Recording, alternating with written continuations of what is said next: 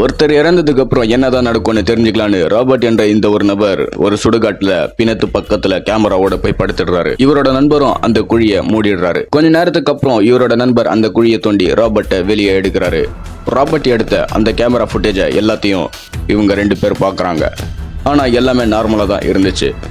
இந்த விஷயத்த மக்கள்கிட்ட தெரிய வைக்கலான்னு ஒரு மீட்டிங் போட்டு அந்த கேமரா ஃபுட்டேஜோட ப்ரூஃபாக எல்லாருக்கிட்டையும் சொல்கிறாங்க. உண்மையிலே இறந்ததுக்கு அப்புறம் எதுவுமே நடக்காது, உங்க மூட நம்பிக்கையில இருந்து வெளியே வாங்க அப்படின்னு ராபர்ட் சொல்றாரு. அந்த சமயத்துல அந்த மீட்டிங்ல ஒரு விஷயத்தை இவர் நோட் பண்றாரு. இவர் பக்கத்துல படுத்துட்டு இருந்த அந்த பிணம் மக்களோட மக்களா இருந்ததை இவர் பார்க்கிறாரு. அதை பார்த்த இவருக்கு பயங்கரமான ஷாக். இந்த நபர் ஓடி போய் அந்த சுடுகாட்டுல இவர் படுத்துட்டு இருந்த அந்த இடத்தை தோன்றாரு. அந்த இடத்துல பிணம் இல்லவே இல்லை. பயந்து போன இவருக்கு அந்த சமயத்துல திடீர்னு தூக்கம் கலையுது. அப்போதான் இவருக்கு தெரிய வருது இவர் கண்டது எல்லாமே கனவுன்னு.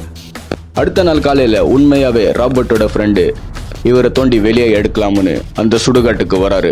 அப்படி அந்த இடத்தையும் தோன்றாரு. ஆனா அந்த இடத்துல ராபர்ட்டும் இல்ல, அவர் பக்கத்துல படுத்துட்டு இருந்த அந்த பிணமும் இல்ல.